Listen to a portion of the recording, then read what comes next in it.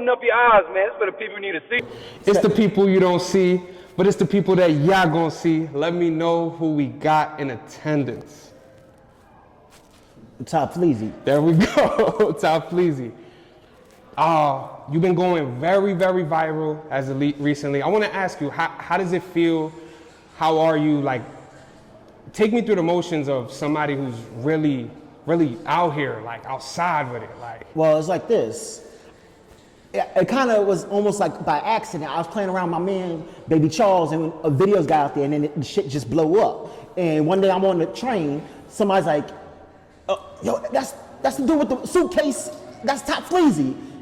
And they wanted pictures, and I'm like, huh? Because I thought it was an issue over my suitcase. So I'm looking at, okay, is it gonna be a beef over, did my suitcase touch this dude? We about to have a beef over my suitcase touch this man on the train? Because you know how New York City trains is, people come up there all up in their feelings and shit. Forget about it. But it was all love. Okay, Everything. so speaking of which, I'm not gonna ask because I already know it's classified information.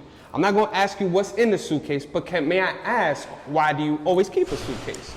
Well, I had a medical condition where I didn't want to carry a whole lot of stuff on my back. Okay. And I had to have a whole lot of stuff, like, and everything. So I got a whole lot of different stuff up in there. That's how I started with the suitcase. Got you. Wow, it's funny for me, like, I used to carry, like in high school, I used to carry like the roll around book bag. Yeah. And I used to get my ass cut for that shit. And so this resonates a lot with me. Well, I'll say it like this. When it comes to the suitcase, I kind of didn't care about people cutting on you for the suitcase because it's like, this is what I need. Sick. How can I say this? I was the type of kid that didn't always care about what was popular. I care about what I like. And I dealt with the repercussions of that sometimes too. Got you. Wow. So let's start from the beginning, Fleez. You know, have you always grew up in the threes? Like where you came from and how, like, you know what I'm saying? What was your early upbringing like? Well, I moved around to different neighborhoods. I lived at 183rd and T-Bell. Before that, I moved to Cedric for a year. Then I ended up moving down south for a year. Came back, moved back to Cedric. I lived with my auntie. I lived on Castle Hill, but none of them probably remember me over there at Castle Hill because I was that young. Wow.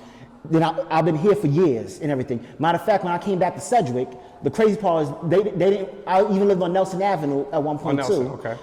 When I was living on Nelson and when I was at the threes, Cedric dudes still thought I lived there. They didn't realize I moved out and everything because I'd be back over there to hang out with my homeboy that passed away. Okay. And everything. My condolences to Yeah. you. So,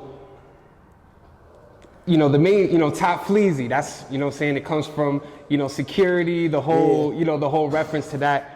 You just seem like one of the hardest working people. I feel like, and like, not for nothing, you're like the epitome of like a hard working New Yorker. So like, where do you get your drive from? How do you how do you maintain, especially somebody working so many hours, how do you maintain getting less sleep to make, you know? Sometimes that's a struggle. I'm scared to talk about this a little bit, but I'm gonna say this one. Okay. I've been in situations where I'd had to do a triple shift and everything, which was illegal and everything. But you said you work security, you know how they sometimes do us and everything. And I'm worried about I'm gonna get a write-up because I fell asleep on the job. Right. Or how I maintain, I have a goal and a vision. I've been knocked around with my goal and vision. I got that never say die attitude. Okay. So I would cut off my whole personal life just to make a goal. Wow. And everything, and deal with the pain of that. Do you ever experience you ever heard of the term FOMO? It's an acronym it's called fear of missing out. So meaning like, you know, while people's going out and, you know, having a good time, you working, you know, you making those sacrifices. Do you ever get moments where you're like, damn, you know what, maybe I should take a break today, or, you know, stuff like that? It's more like this. Sometimes I don't even have the option to do that because everything that's on me, I usually have a whole lot on me and everything. I have to take my personal feelings and just throw it away. Even in my childhood, I had to do that a whole lot and everything. And I tell people this one, separate the feelings from the personal and everything. Try to use logic instead of your feelings. I had to do that a whole lot. So sometimes, let's say if I haven't seen my homeboy in a while, he having a good time, that, yo, when I'm up, I'm gonna be hanging out with my homeboy and everything. I got friends I haven't seen in a long time that it's like, oh shoot, you blowing up now and everything else and everything. It's like, yeah, and we want to rekindle, but it's like, I got so much on me. Got you. How do you handle like this new set of people just treating you a lot differently because you got a name now? Like what is that? How does that register in It's Fleezy? almost awkward. Like I'm happy I get love. I've been getting a little bit of hate, but I try to avoid the hate and everything. I'm more mature with it and everything than I've been in the past and everything. Gotcha. So I ignore the haters and everything. Going back to security, obviously, like a security guard myself, I've probably racked up 1,000 crazy stories on the job and everything. Is there one crazy, memorable story that you could share, if that's okay? I was thinking about putting this in a book, but I'm gonna share this one with you. Let's go. There's a dude, I'm gonna call him L. Okay. This gotta be the stupidest security guard I ever seen. This dumbass can't get to work on time. Okay. So I'm waking up at 5 in the morning because I had to take a shift that I didn't like. And so, to get there at 7. So I realized, yo, this nigga's a fuck up. I was kind of happy at first, but I didn't realize how much of a fuck up he was. Got you. So I'm like, he can't get to work on time. That means I can get some more sleep because nobody's around us. So I'm happy. I'm like, yo, you know what? You can't get to work on time, but that's cool. You come in late, let me come in late. Nobody's here to watch us because it's a construction site. It's the weekends. So we keep this between us. I had an emergency, and I called this dude back after I took his place. Wow. And so what happened was this one, I'm thinking he's gonna hold it down. This fool gonna call the company up while I'm out and let them know what we're doing. So you told on yourself and you told on me at the same time, and then you still wanna run the same operation. You're kidding. And he's so stupid, he was smoking weed next to kerosene on a construction site. On the site? Yeah, and then he tried to blame it on Petty Freddy on the job. No way. And I'm like, once you know their personalities, Petty Freddy didn't do that. On my day off, I got blamed for something that I didn't do. I got blamed for, I get a phone call about somebody shitting in the chair. I'm like, I wasn't even at work. And who's it connected with? L. I'm like, you don't believe, they believe a dude that's smoking weed next to kerosene? Right, like, wow. And then he's trying to blame me on Petty Freddy. I'm like, nah, I know their personalities. Petty Freddy another type of dude. Okay. Petty Freddy might be petty. And people don't like him, but he ain't nowhere near as stupid as you. As L. Like L is on a whole different level. You ever seen Cole from Martin? I might be taking it old school. Yeah. He make Cole from Martin look like a genius. He looks smart. Or Waldo Faldo, they look like geniuses compared to him. Well, this fool, yo, and this fool was walking around $30,000 in fake money, had me believing he had real money. He was walking around with fake $30 bill? Like, yeah, had me thinking it was real money. No. And I'm trying to set up a business deal with him. What? That's crazy. All right, thank you for sharing that. Another, me doing my research, another aspect that I've seen on your page that I can't wait to support as well is that you promote parties. Yeah. Right? How did Fleezy get into promoting parties and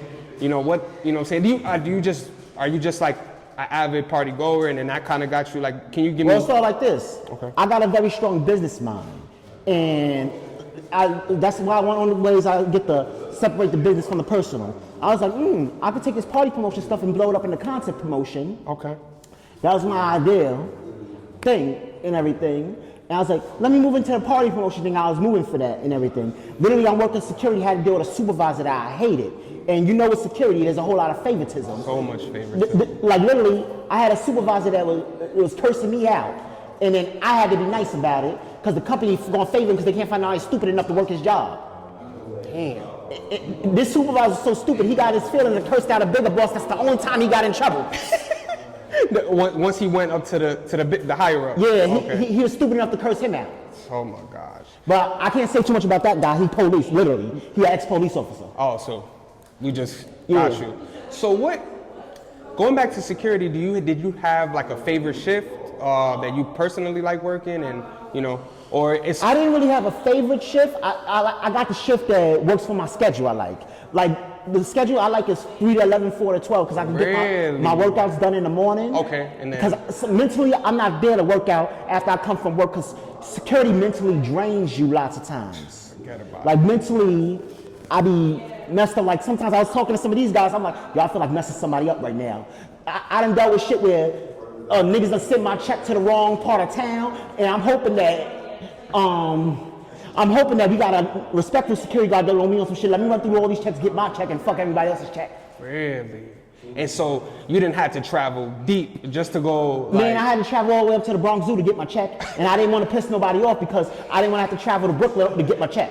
Okay, got you. Yeah, like, that company was so fair. I'm not saying no names because you know how it is. A lot of politics. If they got mad with security. you live in Brooklyn or Queens, they're gonna definitely make sure you have to come to the Bronx to pick up your check. Wow.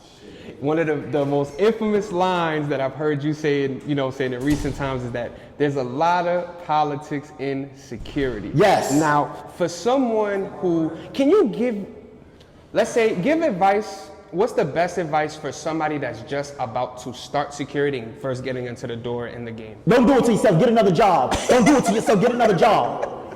Really? I said it like this, if you could get paid to box and train for that, it's better to get punched in the face and punch a person back in a boxing ring than to work security. Mentally, this stuff mess with you. Yeah. You don't know how it is for somebody provoking you, and then you gotta be nice about it, and you angry on the inside. There's been times I snapped on the job, and I should have did that. Yo, it's not for